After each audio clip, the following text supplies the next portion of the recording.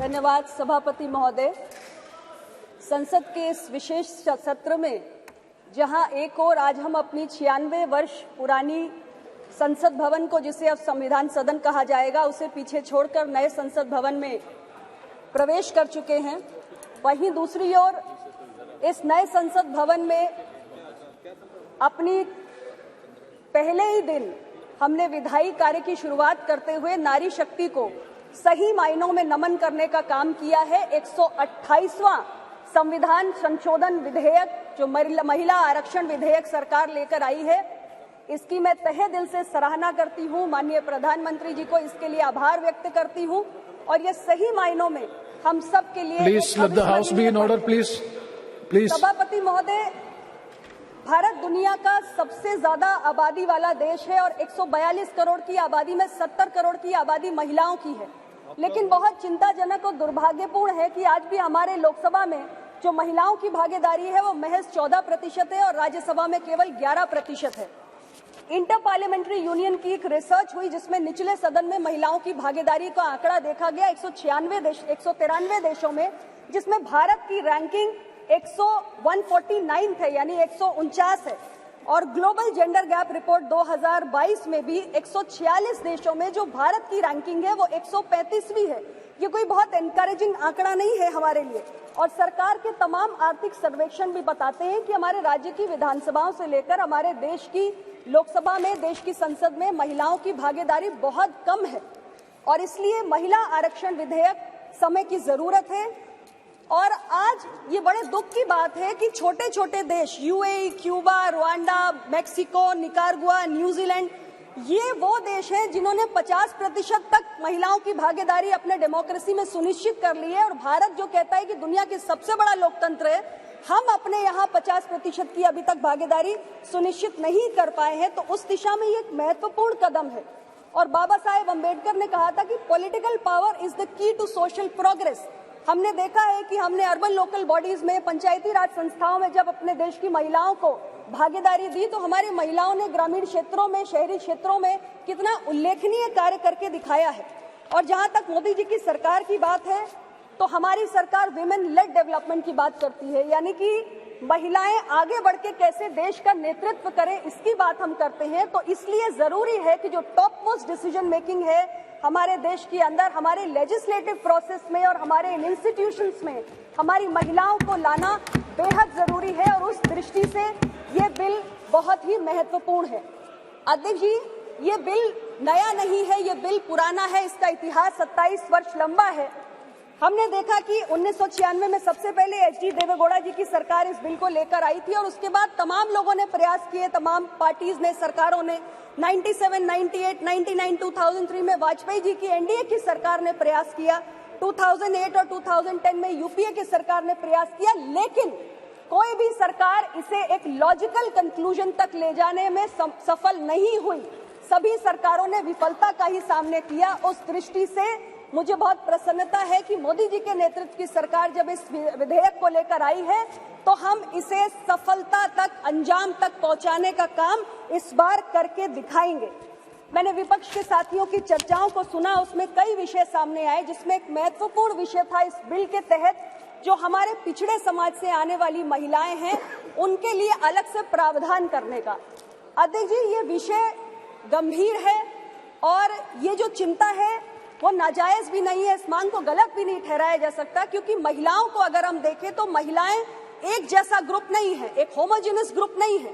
महिलाएं एक heterogeneous group है, क्योंकि महिलाएं अलग अलग पारिवारिक पृष्ठभूमि से आती हैं, अलग अलग इनकम लेवल से आती हैं, अलग अलग जाति, धर्म, संप्रदाय से आती हैं और उनकी जो लिटरेसी लेवल्स होते हैं, जो उनकी शिक्षा का स्तर होता है, वो भी अलग अलग होता है।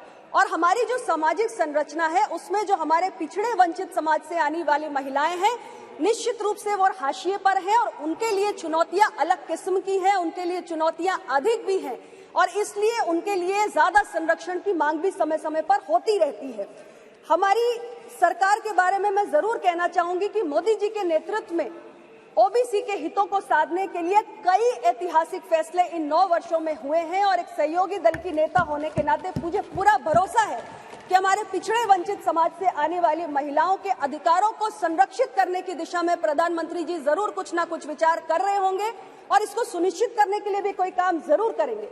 जब मैं अपने कांग्रेस के साथियों को सुन रही थी इस विषय को उठाते हुए, तो मेरे मन में एक स्वाभाविक जिज्ञासा जागी कि 2008 में आप राज्यसभा के अंदर इस बिल को लेकर आए थे और 2010 में आपने इसको पारित कराया था। आज आप कांग्रेस पार्टी के तरफ से ये विषय ओबीसी कोटा का जो उठाया जा रहा है, मेरे मन में जिज्ञासा है कि उस समय जब राज्यसभा में लाके बिल पास कराया था, तब क्या पिछड़े समाज की महिलाओं को कोटा दिया जाए, ये विषय आपके संज्ञान में आपकी पार्टी की प्रायोरिटी था या नहीं था? और अगर उस वक्त आपकी पार्टी की प्रायोरिटी नहीं था, तो आज जब मोदी जी की सरकार ये बिल लाई है और ये बिल पास होगा क्योंकि संख्या बल इस किस्म का है, तो क्या ये नया ख्याल अभी आया है? हालांकि ये विषय महत्वपूर्ण है, मैं इस बात को दोबारा दोहराऊंगी, लेकिन स्थिति स्पष्ट होनी चाहिए कि हम अपने आवरण बार बदल नहीं सकते हैं। अध्यक्ष महोदय, ये मैं जरूर कहना चाहती हूँ। मैंने एक और बात देखी है अध्यक्ष जी कि हमारे कई साथियों ने बार कहा कि चुनाव है 2024 का, 2024 का चुनाव है। सर्वदलीय बैठक में मैं सुन रही थी, कई सारे हमारे साथी महिला आरक्षण विधेयक लाने की मांग कर रहे थे। तो अब मैं देखती हूँ एक अजीब स्थिति है कि अगर सरकार इस बिल को पेश नहीं करती तो आप कहते हैं कि आप तो महिला विरोधी, आप तो महिला की चिंता नहीं करते, आप महिला के प्रति वादा पूरा नहीं करते, और जब सरकार बिल ले आई है तो आप कहते हैं कि अभी 2024 के आप चुनाव को देखकर लाए हैं, चुनाव में इसका फायदा नहीं मिलेगा। अध्यक्ष जी, हर फैसला संसद में बैठकर किसी चुनाव को देखकर नहीं किया जा सकता। आज हमने एक अच्छी शुरुआत की है, हमने एक अच्छी पहल की है, और इसे अगर हमें अंजाम तक पहुंचाना है तो इसकी एक पूरी प्रक्रिया है, उस प्रक्रिया का पालन हमें करना पड़ेगा। हम जानते हैं कि 2011 के आंकड़े हमारे सामने नहीं है।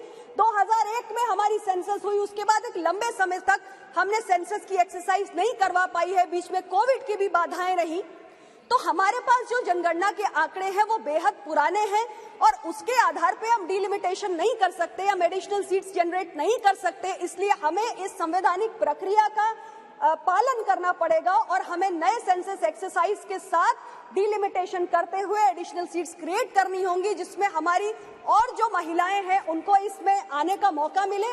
और जो आज हम परेशान हैं कि महज लोकसभा में 14% की हमारी महिलाओं की भागीदारी है, वो बड़े हमारे राज्यों के सदन में भी बढ़े।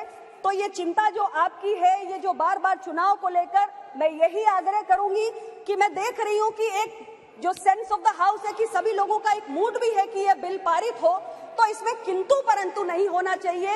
ये बिल स्वागत योग्य है, इसको लेकर आपकी कुछ आपत्तियां हो सकती हैं, सरकार उनका ध्यान भी रखेगी और इसको हम खुले दिल से स्वीकार करते हुए बिना किसी किंतु परंतु के इसको आगे बढ़ाएं, इसको आगे लेकर जाएं। और बाकी सारे जो सेंसस को लेकर या डिलिमिटेशन को लेकर आपकी चिंताएं हैं, उसके आप त्याग दीजिए, सरकार इसकी चिंता कर लेगी।